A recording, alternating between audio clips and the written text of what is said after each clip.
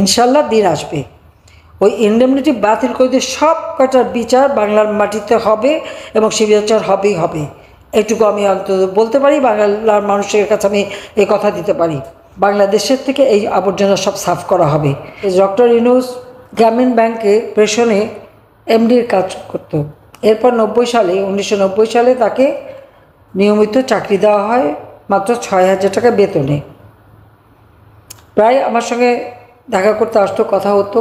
আমি যখন 96 সালে সরকার গঠন করি, আমাকে বলা হলো ক্ষুদ্র ঋণ দিতে পারছে না, তখন বন্যা হয়েছিল, তাই গ্রামীণ ব্যাংক ক্ষতিগ্রস্ত। আমি তাকে 400 কোটি টাকা গ্রামীণ ব্যাংকে পর্যায়ক্রমিকভাবে দেই, ব্যাংকটাকে আরও ভালোভাবে সুচারুভাবে পরিচালনা করার জন্য। আর সেই সাথে গ্রামীণ টেলিফোনের ব্যবসাটাও আমি 3টা কোম্পানিকে দিয়েছিলাম। বিএনপির এক মন্ত্রী জহিরুদ্দিন খান সহ 3টা কোম্পানি পায়, সেখানে ইউনূস সাহেব রিওয়ার্ডটা দেওয়া হলো। এটাই তার বোধহয় পয়সা বানানোর একটা বিরাট সুযোগ, কারণ গরিব মানুষের কোনো এর লাভবান হতে পারেনি, কিন্তু তিনি লাভবান হলেন খুব ব্যাপকভাবে এবং তার অ্যাম্বিশনটাও বেড়ে গেল। 2001 সালে বিএনপি এসেছে দুঃশাসন, সেই দুঃশাসনের ফলে যে এমার্জেন্সি ডিক্লেয়ার হয়েছিল এবং আমাকে যখন গ্রেপ্তার করা হলো, তখন ইউনূস আসলো দল করতে, রাজনৈতিক দল করবে এবং ইলেকশন করে ক্ষমতায় যাবে। তো এই দল করতে যেয়ে সম্পূর্ণভাবে সে ব্যর্থ হলো। তবে তার আগে একটা কথা বলে রাখি, আমাকে অ্যারেস্ট করার পর তখন রাষ্ট্রপতি ছিলেন বিএনপির মনোনীত বা নির্বাচিত ইয়াজউদ্দিন সাহেব। ইউনূস সাহেব ইয়াজউদ্দিন সাহেবকে যে ডক্টর ইউনূস বললেন আমাকে গ্রেপ্তার করেছে, সে খুব খুশি, বাহবা দিল এবং বলল যে আপনি A++ পাবেন। এবং তারপর ওনার দল করার চেষ্টা, এই দল করার চেষ্টায় ব্যর্থ হলেন, আর এই ব্যর্থ হয়ে ফেরত চলে গেলেন। কিন্তু তার আকাঙ্ক্ষা কিন্তু তখনও রয়ে গেছে, কীভাবে ক্ষমতা দখল করবেন। মুশকিল হচ্ছে যে ক্ষমতার লোভ, এই লোভের আগুন বা দেশ বিক্রির মুচলেকা দেওয়ার জন্য অনেকেই তৈরি থাকে। আজকে বাংলাদেশের মানুষের জীবনে সেটাই ঘটেছে। এই ইউনূস ক্ষমতায় আসার জন্য, ডক্টর ইউনূসের ক্ষমতার লোভের আগুনে আজকে সারা দেশ জ্বলছে। ডক্টর ইউনূস আজকে ক্ষমতা দখল করবার জন্য এহেন অপকর্ম না করেছে। সমস্ত জঙ্গি, সন্ত্রাসী, যুদ্ধাপরাধী তাদেরকে সে সাথে নিয়ে গেছে এবং সেটা প্রমাণ আপনারা দেখেন, কারাগার থেকে সমস্ত জঙ্গিরা মুক্তি পেয়ে গেছে। আর যারা ছিনতাই, ডাকাতি এবং মানুষ খুন করছে প্রকাশ্য দিবালোকে, এমনকি পুলিশ যদি তাদের গ্রেপ্তারও করে, তার সাথে সাথে তারা ছাড়া পেয়ে যায়। আর কারাগার ভরে গেছে কাদের দিয়ে? অগণিত আওয়ামী লীগের নেতাকর্মী, মুক্তিযোদ্ধা এবং স্বাধীনতা সপক্ষ শক্তি যারা 14 দলের নেতা, সব তাদের দিয়েই কারাগার ভর্তি। কোনো অপরাধ নাই, একটার পর একটা মামলার তো কোনো সীমা পরিসীমা নাই। আমরা সকল মামলাগুলো এক জায়গা করলে সেখানে কতজন আসামি, এটা অবশ্য ডক্টর ইউনূসের আর একটা রেকর্ড। চাই কি উনি হয়তো এটা যদি গিনিস বুক অফ রেকর্ডে দেন, হয়তো তার নামটাই উঠে যাবে যে কত বেশি একটা দলের বিরুদ্ধে, যে দলটি বাংলাদেশের স্বাধীনতা এনে দিয়েছে, সেই দলের বিরুদ্ধে মামলা দিয়ে সে কিন্তু একটা বিশ্ব রেকর্ড তৈরি করে ফেলেছে ইতিমধ্যে। ইউনূস সাহেবের দিকে দেখেন, উনি তো ক্ষমতা আসলেন, সে ক্ষমতা সে জনগণ কী পেল আর উনি কী পেলেন? উনি তো ক্ষমতা আসার সাথে সাথে তার বিরুদ্ধে দুর্নীতির মামলা দুদক করেছিল, প্রায় 5টা দুর্নীতির মামলা, সেই মামলাগুলি বাতিল করে দিল। তার বিরুদ্ধে ট্যাক্স ফাঁকির মামলা, সে প্রায় 1100 কোটি টাকার ট্যাক্স ফাঁকি, তার মধ্যে 666 কোটি টাকার মামলা হয়েছিল। রায় দেবার কথা 6ই আগস্ট, 5ই আগস্ট এরকম একটা ধ্বংসাত্মক ঘটনা তিনি ঘটালেন যাতে তার ওই রায় আর না হয়, সেই মামলাও বাতিল হয়ে গেল। ইউনূস সাহেব কিন্তু লেবারদের অর্থ আত্মসাৎ করেছে, এটা প্রমাণিত, এবং তার জন্য লেবার কোর্টে সে সাজাপ্রাপ্ত আসামি। একজন সাজাপ্রাপ্ত জামিনে আছে কনভিক্টেড আসামি আজকে বাংলাদেশের রাষ্ট্রীয় ক্ষমতা বসা, কিন্তু ক্ষমতা এসে সব মামলাই তার বাতিল। পাশাপাশি ক্ষমতা এসেই সাথে সাথে আদম ব্যাপারী ব্যবসা, সেই আদম ব্যাপারীর ব্যবসার লাইসেন্স কিন্তু নিয়ে নিয়েছে ইতিমধ্যেই। সেই সাথে ডিজিটাল ওয়ালেট, অর্থাৎ ওই বিকাশ নগদের মতো টাকা দেওয়া, সে ব্যবসাও তার একটা নেওয়া হয়ে গেছে।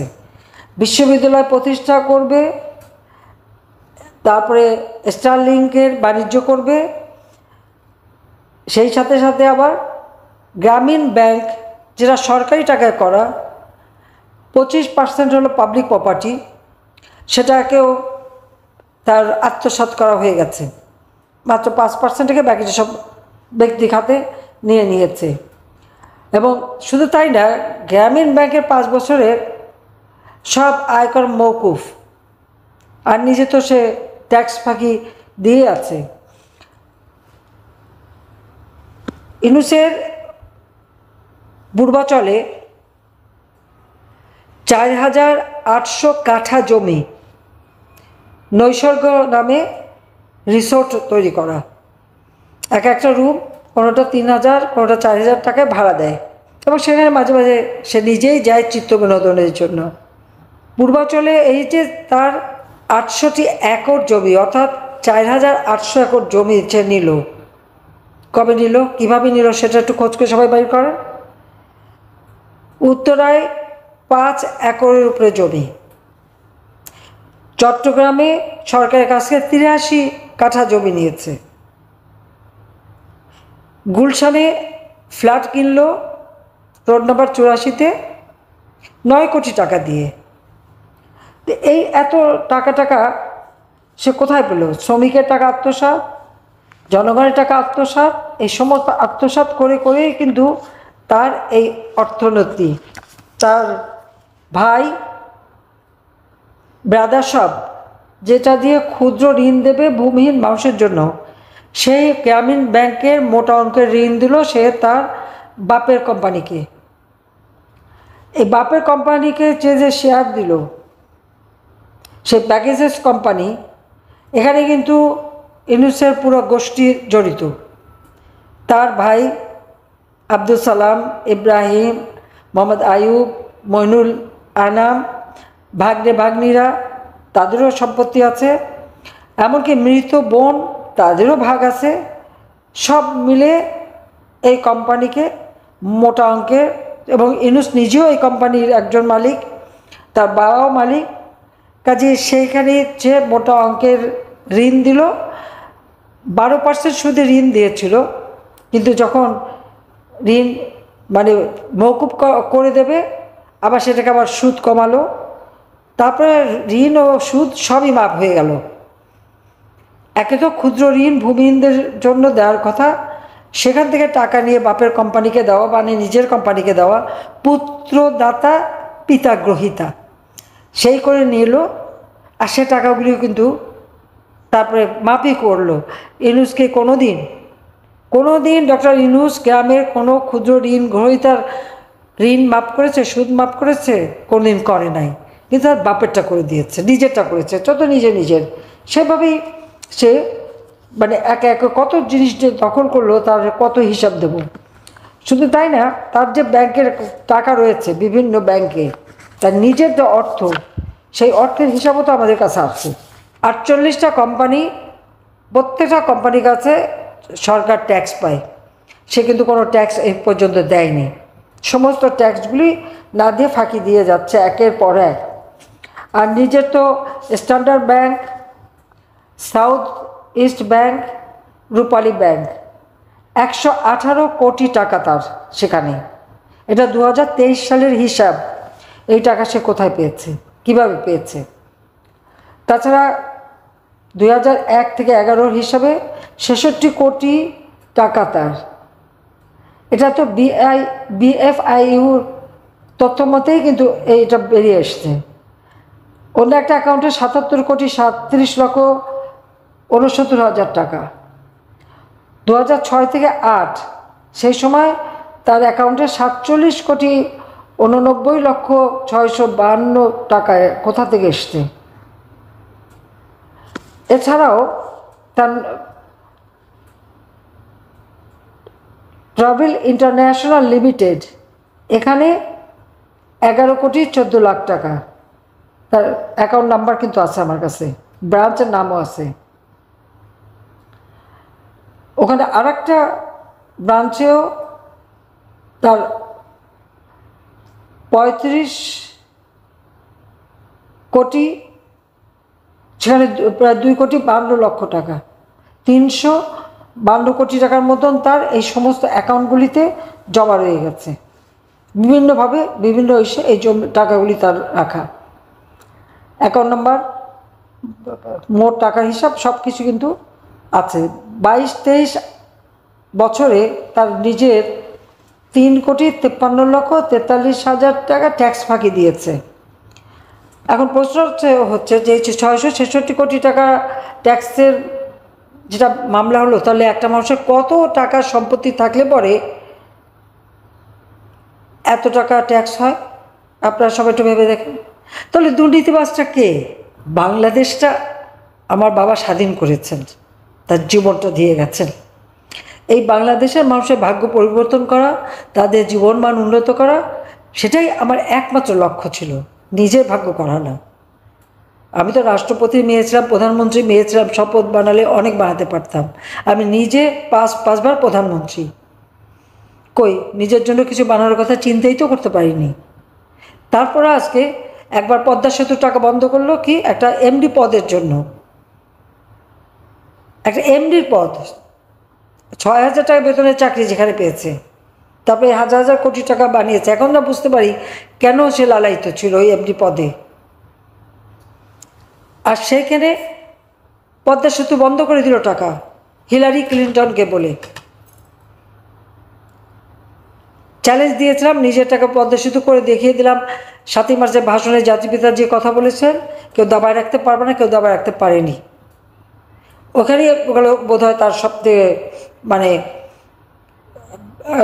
রাগের ব্যাপার, যে চ্যালেঞ্জ দিয়ে বানালাম। সেই জন্যই তো আপনারা দেখেন যে কটা স্থাপনা করেছে সবগুলিতে আগুন দিয়েছে, ভেঙেছে। সে বিটিভি থেকে নিয়ে শুরু করে একে একে, এমনকি জাপান থেকে আধুনিক ময়লা ফেলার যে ট্রাকগুলি নিয়ে আসলাম সেগুলিও আগুন দিয়ে পোড়ালো। এতই জিঘাংসা তার। বাংলাদেশের যত সম্পদ সে নষ্ট করেছে, অথচ 15ই জুলাই থেকে যত মানুষ হত্যা করেছে আর যত ধ্বংস করেছে, অগ্নিসন্ত্রাস করেছে, সবগুলিকে ইন্ডেমনিটি দিয়েছে। তবে এই ইন্ডেমনিটি থাকবে না, ইনশাল্লাহ দিন আসবে। ওই ইন্ডেমনিটি বাতিল করে দিয়ে সব কটার বিচার বাংলার মাটিতে হবে, এবং সে বিচার হবেই হবে। এটুকু আমি অন্তত বলতে পারি, বাংলার মানুষের কাছে আমি এই কথা দিতে পারি।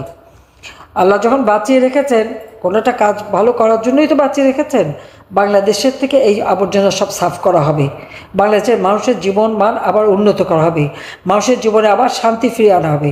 সেই সাথে সাথে আমাদের মিয়ানমার বর্ডার, আজকে সেখানে সরকারি নিয়ন্ত্রণ নাই। ইউনূস আমি জিজ্ঞাসা করি, আমার দেশের স্বাধীনতা সার্বভৌমত্ব ক্ষুণ্ণ করার অধিকার তাকে কে দিয়েছে? সে কোথা থেকে এই দুঃসাহস পেল? যতদিন আমি ক্ষমতা ছিলাম, আমার প্রত্যেকটা বর্ডার তো সিল করা ছিল, নিরাপদ ছিল। আজকে সেই বর্ডারে নিয়ন্ত্রণ হারালো কিভাবে? একটা রাষ্ট্র চালাতে সম্পূর্ণভাবে ব্যর্থ, স্বাধীনতার সার্বভৌমত্ব রক্ষা করতে ব্যর্থ। কাজে এর হাত থেকে দেশ জাতিকে রক্ষা করতে হবে, স্বাধীনতাকে রক্ষা করতে হবে। তার জন্য সমস্ত দেশের মানুষকে আজকে রুখে দাঁড়াতে হবে। ওই জঙ্গি শাসন বাংলাদেশে চলবে না, সন্ত্রাস চলবে না। আমি যাদের দিয়ে আজকে জঙ্গি দমন করেছিলাম, আমি দেখলাম সেই পুলিশ অফিসার জঙ্গিদের ধরেছে কেন, সেই জন্য তাদের বিরুদ্ধে মামলা হয়। জঙ্গিদের কেন গ্রেপ্তার করলো সেটা অপরাধ, জঙ্গিদের কেন শাস্তি দেওয়া হলো সেটা অপরাধ। আর সব দোষ হলো আওয়ামী লীগের নেতাকর্মী, তাদের জেলে দেবে, তাদের শাস্তি দেবে।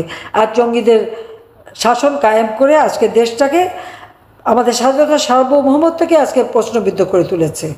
কাজে এর জন্য সব দায় দায়িত্ব এই ডক্টর ইউনূসের ক্ষমতার লোভ, এবং তার সাথে তার ওই সমন্বয়ক যারা আছে, লম্বা লম্বা কথা বলে, আবার 2 কোটি টাকা খরচ করে ইফতার পার্টি দেয়, বিরাট টাকা খরচ করে পার্টি তৈরি করে। জনগণ এগুলি কখনো গ্রহণ করবে না।